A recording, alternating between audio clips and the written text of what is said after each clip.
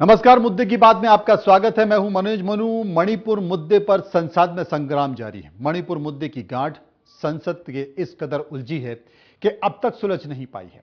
संसद को चलते हुए 8 दिन हो चुके हैं, लेकिन एक दिन भी संसद के दोनों सदनों की कार्रवाई सुचारू रूप से नहीं चल पाई है। आलम यह है कि चाहे वो राज्यसभा हो या फिर लोकसभा, दोनों ही सदनों में विपक्ष का जोरदार हंगामा देखने को मिल रहा है। बात राज्यसभा की करें तो सुबह 11 बजे सभापति जगदीप धनखड़ ने मणिपुर मुद्दे पर अल्प चर्चा की मंजूरी दे दी है, लेकिन सदन में हंगामा जारी रहा। जगदीप धनखड़ ने अपने ऑफिस में कांग्रेस अध्यक्ष मल्लिकार्जुन खड़गे और कुछ मंत्रियों से बात की ताकि सदन में गतिरोध दूर किया जा सके, लेकिन बात बन नहीं पाई। यही हालत लोकसभा में भी रहा। स्पीकर ओम बिरला ने काफी कोशिशों के बाद बहुत प्रयास किए, लेकिन गतिरोध खत्म नहीं हुआ। उधर मणिपुर के मामले को लेकर सुप्रीम कोर्ट ने केंद्र सरकार से पूछा है कि 3 मई को हिंसा शुरू होने के बाद अब तक कितनी एफआईआर हुई है। अदालत ने कहा कि यह इकलौती घटना नहीं है, दूसरी महिलाओं के साथ भी ऐसा ही हुआ है। हमें महिलाओं के खिलाफ हिंसा जैसे गंभीर मसलों के लिए एक मैकेनिज्म बनाना होगा। उधर मणिपुर पिछले 3 महीनों से जल रहा है। मणिपुर हिंसा में अब तक 150 से ज्यादा लोगों की जान जा चुकी है। 120 से ज्यादा गांवों में 3500 घर हिंसा की चपेट में आ चुके हैं, जला दिए गए हैं। अब तक 60,000 से अधिक लोग अपने घरों से विस्थापित हो चुके हैं। दरअसल मौजूदा झगड़े की कई वजह हैं, जिससे पहला हाईकोर्ट का एक फैसला जिसमें मैतेई को भी अनुसूचित जनजाति में शामिल करने की बात कही गई थी, और इसी के साथ ही नौकरी और शिक्षा में मिलने वाला आरक्षण भी एक वजह है। सरकार की ओर से जनजाति की जमीन को सुरक्षा मिलती है, जिसे कोई दूसरा खरीद नहीं सकता। ऑफ एट्रोसिटी एक्ट के तहत मजबूत कानूनी कवच भी है। मणिपुर का 90% भूभाग पहाड़ी इलाका है, जहां कुकी और नागा बसते हैं। वहां गैर जनजाति को जमीन खरीदने की इजाजत नहीं है। बाकी 10% भूभाग पर मैतेई और दूसरी जातियां बसती हैं। अब कुकी चाहते हैं कि मैतेई को अनुसूचित जनजाति का दर्जा ना मिले। कुकी मैदान में आकर जमीन खरीद सकते हैं, बच सकते हैं, लेकिन मैतेई पहाड़ी एरिया में नहीं जा सकते हैं। लिहाजा आर पार की लड़ाई लड़ रहे हैं दोनों। मणिपुर मामले पर संसद में घमासान मचा हुआ है। जहां एक और सत्ता पक्ष विपक्ष पर संसद नहीं चलने देने का आरोप लगा रहा है, तो वहीं विपक्ष का कहना है कि सरकार मणिपुर मुद्दे पर सदन में चर्चा नहीं कराना चाहती है। इसी मसले पर हम चर्चा करेंगे, और चर्चा के लिए मेरे साथ 2 मेहमान जुड़ चुके हैं। दोनों वरिष्ठ पत्रकार मेरे साथ होंगे। हम समझने की कोशिश करेंगे कि आखिर ये क्या है, क्योंकि मणिपुर किसी दूसरे देश में नहीं है, बल्कि मणिपुर हिंदुस्तान में है, भारत का हिस्सा है, अभिन्न हिस्सा, एक राज्य है। और मणिपुर में अगर ऐसी स्थिति है तो सेना से जुड़े हुए लोगों ने यह संकेत दे दिए हैं कि मणिपुर में जो हिंसा हो रही है उसमें विदेशी ताकतें शामिल हो चुकी हैं। और ऐसे में अगर विदेशी ताकतें किसी देश की हिंसा में शामिल हैं, तो देश का पहला फर्ज क्या होता है कि हम अपने घर को देखें, क्योंकि उसमें जो परेशानियां पैदा हो रही हैं विदेशी लोग इन्वॉल्व हैं। लेकिन सबसे बड़ी बात है, यह आज की परेशानी नहीं है, कई दिनों से हो रही है, महीने हो चुके हैं। मुझे अच्छे से याद है कि 6 महीने पहले मणिपुर से आदिवासी समाज के लोग दिल्ली आए थे। अनुसूचित जनजाति आयोग में उन्होंने एक ज्ञापन दिया था। वो गृह मंत्री से भी मिले थे, वो तमाम लोगों से मिले थे, लेकिन उनकी बातों को नजरअंदाज कर दिया गया, उतनी गंभीरता से नहीं लिया गया। और आज हालत यह है कि मणिपुर जल रहा है। इतनी घिनौनी और गंदी और शर्मनाक वीडियो तस्वीरें वहां से आ रहे हैं। महिलाओं के साथ जो बदसलूकी हो रही है आप देख नहीं सकते। पूरा देश शर्मसार हो चुका है। वहां पर लोगों के घर जलाए जा रहे हैं, लोगों की हत्या हो रही है, लेकिन कुछ भी काबू में नहीं। चर्चा करेंगे। सुरेश शर्मा वरिष्ठ पत्रकार मेरे साथ जुड़ चुके हैं। दिनेश गुप्ता वरिष्ठ पत्रकार हैं, वो भी मेरे साथ जुड़ चुके हैं। सुरेश जी, सबसे पहले मैं पूछना चाहता हूं कि मणिपुर में जो घट रहा है और मणिपुर में जो घट रहा है उस पर सरकार की भूमिका, विपक्ष की भूमिका और वहां के हालत, इन सभी को आप कैसे देखते हैं? देखिए मनोज जी, मणिपुर जो है वो निश्चित रूप से पिछले दिनों जो एक वीडियो आया था, उस वीडियो ने पूरे देश को विचलित किया है। और उसके कारण हम ये कह सकते हैं कि मणिपुर की जो घटना है वो शर्मसार करने वाली है। हम्म। ये एक खबर है, लेकिन एक पत्रकार के नाते जब हम एक खबर के पीछे के बैकग्राउंड को देखने की कोशिश करते हैं और ये महसूस करते हैं कि आखिर ये खबर क्या है, क्यों हुई ये खबर, हम्म। तब हमें वहां के मुख्यमंत्री का एक बयान याद आएगा जिसमें उन्होंने कहा इस प्रकार की घटनाएं यहाँ 400 से अधिक हो चुकी हैं, ऐसी एफआईआर दर्ज है। हम्म। अब किसी भी राज्य में यदि 401 घटनाएं होती हैं तो उस राज्य के लिए ये असामान्य होती हुई भी रोजमर्रा की घटनाओं में शामिल हो जाता है। इसलिए वहां की घटना एक दृष्टिकोण है और उसको देश भर में प्रचारित करने और उसकी प्रतिक्रिया लेने वाला मामला दूसरा है। मैं जैसा पहले कह चुका हूं कि ये घटना शर्मनाक है, इसलिए ये मेरे कथन को इस शर्मनाक के बाद जोड़ा जाए। आपको जानकारी के लिए बता दूं कि ये कुकी जो समाज है ये ईसाई कन्वर्टेड है ज्यादातर। इसमें कुछ लोग जो अंग्रेजों के जमाने में आए थे वो है।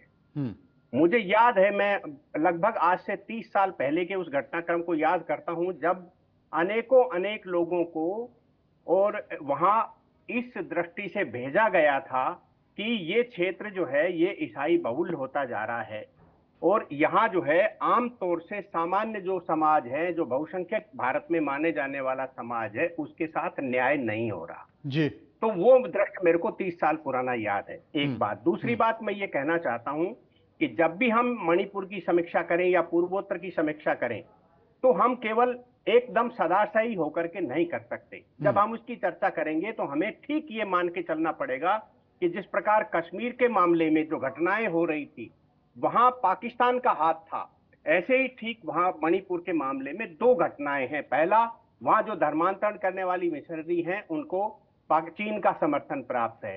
दूसरा, वहां जो अफीम की खेती होती है, जो उस अफीम की खेती को जो मनमोहन जी की सरकार में वैलिड कर दिया गया था, उस अफीम के कारोबार से और जो संपन्नता और अपराधियों का जमावड़ा वहां हुआ है उसके कारण मतई समाज के लिए बहुत ज्यादा वहां खतरा उत्पन्न हो गया है।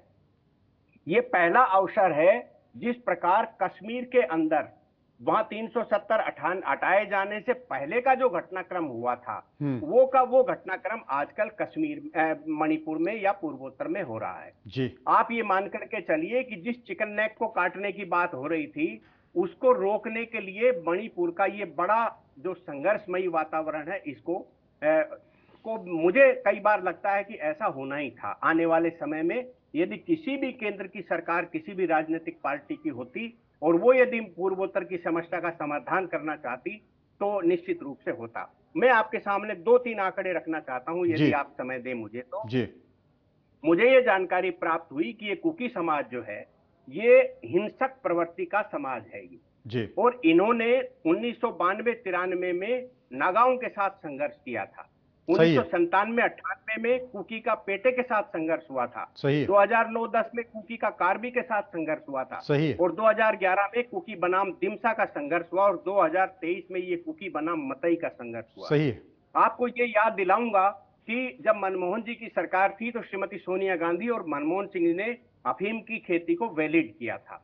आपको ये भी याद करना होगा हम सबको, जब हम चर्चा करेंगे तो नेहरू जी ने ठीक जिस प्रकार 370 और 35A का मामला कश्मीर के लिए बनाया था वैसा का वैसा ही जो मतई जो समाज है, भारतीय मूल समाज है, उसको तो तराई के क्षेत्र में बसा दिया और नागा और कुकी जैसा आपने भी उल्लेख किया था उनको जो है उन्होंने पहाड़ी क्षेत्र में बसा दिया और पहाड़ी क्षेत्र में ठीक वैसा ही घटनाक्रम हो रहा है जैसा हमने पाकिस्तान का जो ये युद्ध हुआ था कारगिल वाला कि वो ऊपर बैठे हुए हैं और भारत की सेना नीचे है।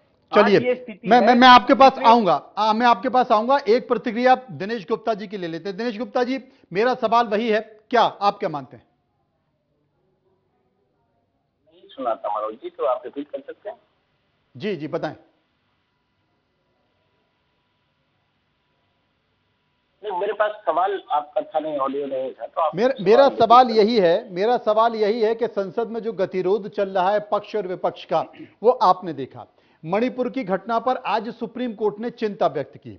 सुप्रीम कोर्ट ने यह बताया कि जब पहली घटना हुई उसके बाद से आपने क्या किया, आप तो राज्य में थे, सरकार पर सवाल उठाया, प्रशासन पर सवाल उठाया और अगर उस समय आप कदम उठाते तो इतनी स्थिति नहीं होती। आपने 6000 एफआईआर दर्ज की।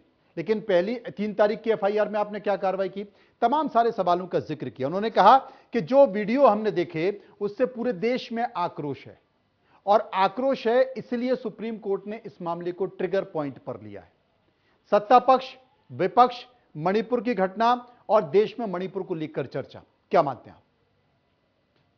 देखिए मनोज जी, निश्चित तौर पर जो मणिपुर का मामला है गंभीर मामला है। जब हम डबल इंजन की सरकार के बारे में कोई बात करते हैं तो निश्चित तौर पर ये दोहरी जिम्मेदारी की बात होती है। कोई ये फैंसी वर्ड नहीं है डबल इंजन। यदि जनता के सामने आता है तो हम ये माने कि हम दोहरी जिम्मेदारी से कोई भी राजनीतिक दल, कोई भी सरकार काम करती है। आज जो वहाँ हालात है, कोई भी उसकी जो है परिस्थितियां रही हो, अल्टीमेटली रिजर्वेशन विषय है और ये इतना बढ़ गया, ये हिंसा की स्थिति है और ये 2-4-10 दिन की बात नहीं है। अब तो पूरे 100 दिन होने को आ रहे हैं कि आप लगातार वहां संघर्ष की स्थिति बनी हुई है। तो ये जो हालात हैं, ये जो है कहीं ना कहीं ये बताते हैं कि सरकार की नाकामयाबी है।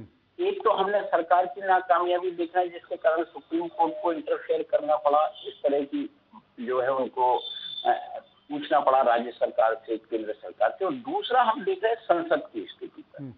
आप ये देखिए कि एक बयान आया, प्रधानमंत्री जी ने बाहर बयान दिया। यदि ये बात सदन के भीतर मणिपुर पर चर्चा हो जाएगी तो क्या फर्क पड़ेगा? कोई फर्क पड़ जाएगा? किसी भी नियम के तहत हो जाए। अल्टीमेटली आप अकाउंटेबिलिटी किसको लेकर है आपकी? आपको ये मान लीजिए कि मणिपुर का यदि जो है कम सीट है, कम लोग हैं, तो आपकी अकाउंटेबिलिटी क्या बाकी देश के लोगों के साथ नहीं है? आप अकाउंटेबिलिटी विपक्ष की भी आप सवाल खड़े कर रहे हैं। तो विपक्ष थोड़ी सरकार चला रहा है वहां, विपक्ष सवाल खड़े कर रहा है। आप जो भी स्थिति है, जितने जवाब बाहर आ रहे हैं सरकार के लोगों की ओर से, उतने जवाब अंदर दे दें। कह दें कि जो है कांग्रेस ने देश बर्बाद कर दिया। सबने सत्ता में बिठाया ही है ना आपको। कांग्रेस ने बर्बाद किया इसलिए बिठाया है। और ये सुनने के लिए तो कांग्रेस ने नहीं बिठाया ना कि जो है कि कांग्रेस ने बर्बाद कर दिया। आपने क्या किया? प्रेजेंट स्थिति में आपने जो हालात है उसके लिए आप क्या कर रहे हैं?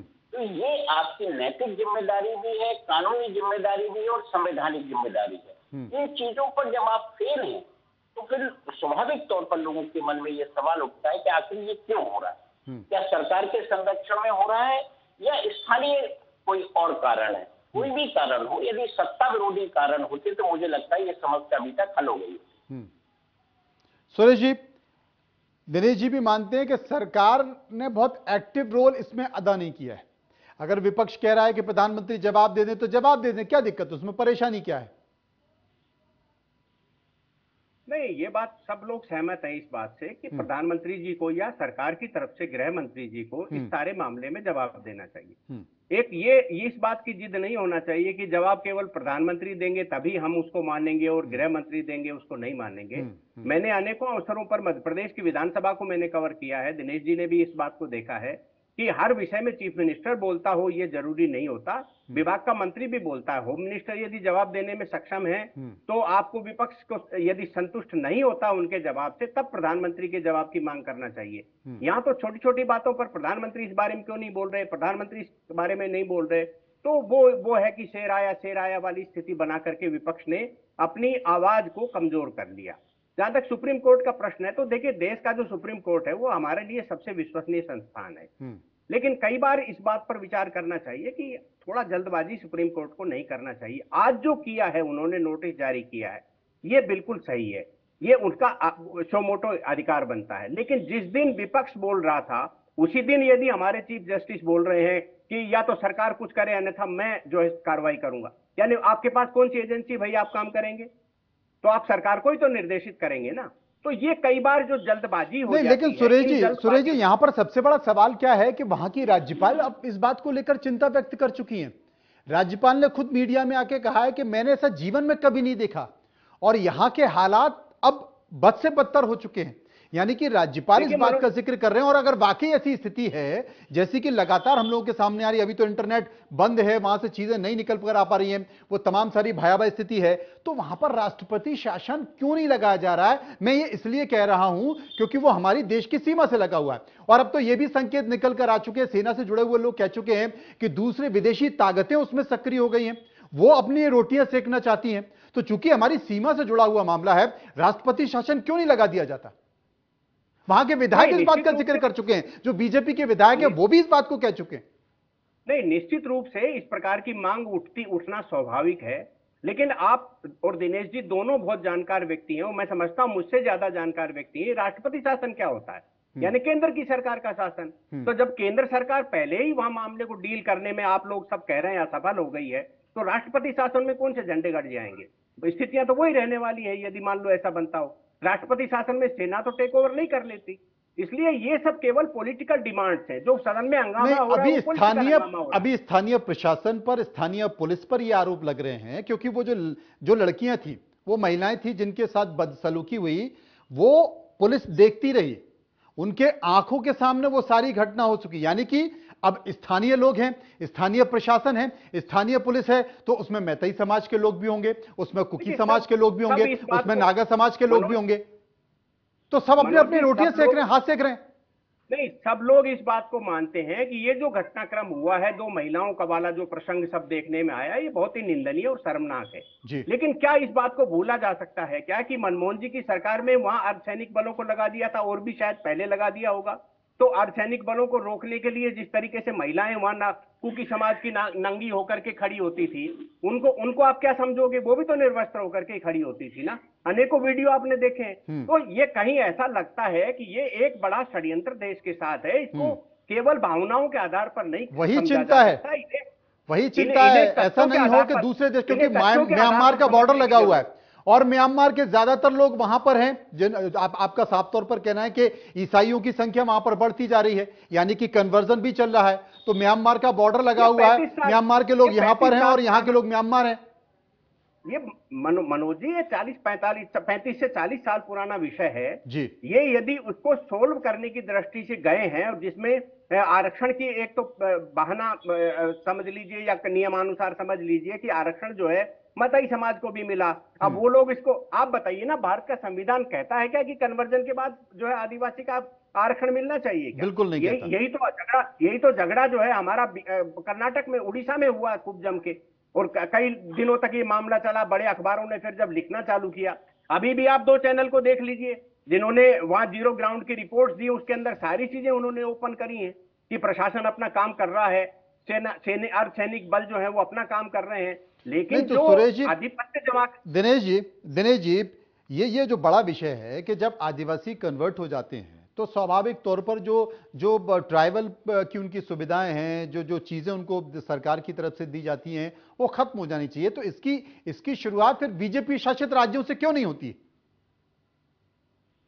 देखिए, बिल्कुल होना चाहिए। और आप संविधान संशोधन में ले आइए ना, आप लिख दीजिए उसमें कि नहीं दी जाएगी, आप कन्वर्जन के बाद आपकी फैसिलिटी नहीं दी जाएगी। देखिए, आज कहीं भी जो भी मौजूदा कानून होता है, मौजूदा परिस्थितियां होती हैं, वो उस पर बात होती है। अब आप उसका यदि दुरुपयोग हो रहा है या आपका पॉलिटिकल एजेंडा है कि इसको नहीं मिलना चाहिए, तो आप अपने पॉलिटिकल एजेंडा को पूरा करिए। पार्लियामेंट है ना, बात तो अल्टीमेटली हम वही उसी पार्लियामेंट की कर रहे हैं कि आप आज जाइए ना पार्लियामेंट में, आप यही अपना संशोधन, इतना आपने 370 खत्म किया। कश्मीर में आप राष्ट्रपति शासन लगा हुआ है ना, आप जब से 370 हटा है तब से आप वहां डेमोक्रेटिक गवर्नमेंट है क्या? कोई चुनी हुई सरकार है क्या? तो ये सारे आपके पॉलिटिकल एजेंडा के विषय हैं जिनके कारण ये प्रॉब्लम क्रिएट हो रही है। और आप इसे जो है, आप ये सोचे कि अतीत में ऐसा हुआ था, तो अतीत में किसी भी तरीके से ये चीजें बची हुई थी।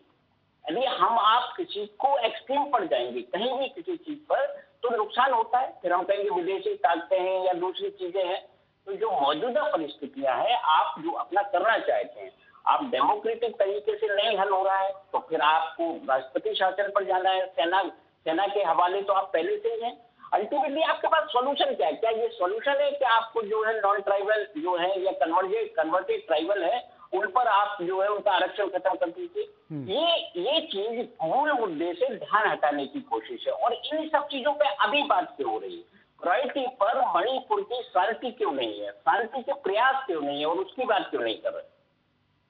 सुरेश जी, नहीं, पहली बात तो ये है कि दिनेश जी सवाल पूछेंगे, मैं उत्तर दूंगा ये स्थिति नहीं होना चाहिए। पर इसके बावजूद भी मैं आपसे कह रहा हूं कि यदि आप जिस दिन भी किसी समस्या के समाधान की तरफ जाएंगे, तो जो लाभार्थी हैं उनका उत्तेजित होना और हिंसक होना स्वाभाविक है। यहां आप कश्मीर में देख लीजिए, यहां आप और तो क्या हमारे मीडिया के क्षेत्र को ही देख लीजिए, जो लाभार्थी हुआ करते थे लुटियंस वाले, आज कितना ज्यादा चिल्ला चोट कर रहे हैं। वो इसलिए तो कर रहे हैं कि जो लाभार्थी हैं उनकी सुविधाओं में जहां भी कटौती हुई है। और मैं तो इस बात से का भी पक्षधर हूं कि आपको 2 बिल और लाना चाहिए कि भाई भारत में धर्मांतरण का मामला होना ही क्यों चाहिए, जब हिंदू समाज में घर वापसी के अलावा धर्मांतरण करा के वापस लाने का प्रावधान ही नहीं है। जो किसी मूल समाज से गए थे उसी समाज में वापस लाकर छोड़ने जैसी व्यवस्था है। हमारे यहाँ धर्मांतरण नहीं है तो हमारे यहाँ सीधा कानून बनना चाहिए। और मैं आज फिर आपके सामने एक बात कह रहा हूं कि जुडिशियली अकाउंटेबिलिटी बिल भी इस देश में बहुत जरूरी है, क्योंकि आज जो है करोड़ों की संख्या में न्यायालय में प्रकरण मामले पेंडिंग हैं, लेकिन न्यायालय पॉलिटिकल निर्णय कर रहा है। न्यायालय पॉलिटिकल निर्णय और राजनीति ज्यादा कर रहा है, सरकार चलाने की कोशिश ज्यादा कर रहा है। ये जो परिस्थितियां हैं, ये आज जो ये आप नोटिस देख लीजिए, बाकी चीज देख लीजिए, 4 दिन बाद आपको मालूम चलेगा कि ये कॉलोजियम का झगड़ा है। आप उसको दबाव बनाने के लिए ये सारे मामले कर रहे हैं। आप बताइए, संसद कोई कानून बना देती है, उस कानून को भी आप समीक्षा कर रहे हैं बैठ करके। निश्चित रूप से आज से पहले आपको कितने, मनोज जी इतने सीनियर, दिनेश जी कितने सीनियर हैं, कितने ऐसे मामले आए जिन्होंने संसद ने कानून बनाया और सुप्रीम कोर्ट ने उसकी समीक्षा की हो ना? एकदम से 1-2 कहीं आए होंगे। यहां तो राफेल की फाइलें बुला करके देख के जाते हैं सुप्रीम कोर्ट में कि दिखाइए हमको फाइल आपकी खरीदी कैसे। आप सरकार चला रहे हैं या न्यायालय चला रहे हैं? न्याय व्यवस्था का एक अलग मामला है। तो ये हम न्यायालय पे जाना नहीं चाहते, लेकिन ये आपकी समीक्षा। देखिए मनोज जी, हम कोर्ट की समीक्षा करने के लिए नहीं बैठे, हम डेमोक्रेसी की बात कर रहे हैं। आप देखेंगे कि आप जिस पे हमने बात शुरू की थी पार्लियामेंट पे, आप वो एक लेजिस्लेचर एक अपना इंडिपेंडेंट है, अपना एग्जीक्यूटिव है और सुप्रीम कोर्ट है या कोर्ट है। तो आप इसका अपना अपना काम है। यदि ये सारे लोग अपना अपना काम ठीक से करें तो किसी, ये जो हमारी डेमोक्रेटिक व्यवस्था है वो मजबूती होगी ना। यदि एग्जीक्यूटिव फेल है तब तो बात हो रही है ना कि आप जो है ठीक से काम नहीं हो रहा है, इसलिए सुप्रीम कोर्ट को दखल देना पड़ रहा है। और इसीलिए पार्लियामेंट में बात हो रही है कि आप पार्लियामेंट में इस विषय पे चर्चा कराइए। आप देखिए कि पार्लियामेंट में एक अविश्वास प्रस्ताव कितने दिन पेंडिंग रहेगा चर्चा के लिए, आप ये बताइए ना। आपकी एक सीमा होती है कि पार्लियामेंट में आपको कब चर्चा करना है कि नहीं करना है, कि आप अपना काम निपटाना। सबसे प्रायोरिटी तो आपका ये है कि यदि आपके खिलाफ अविश्वास प्रस्ताव आया है और संसद में वो चर्चा के लिए स्वीकार कर लिया गया है, तो उसकी तारीख जितनी जल्दी हो सके आप तय करें। सुरेश जी कुछ कह रहे थे? दो बातें मैं कहना चाहता हूं। पहली बात यह है कि यदि अविश्वास प्रस्ताव आया है तो क्या आप तीनों में से, हम तीनों में से मालूम है कि आरोप पत्र पेश हो गया है?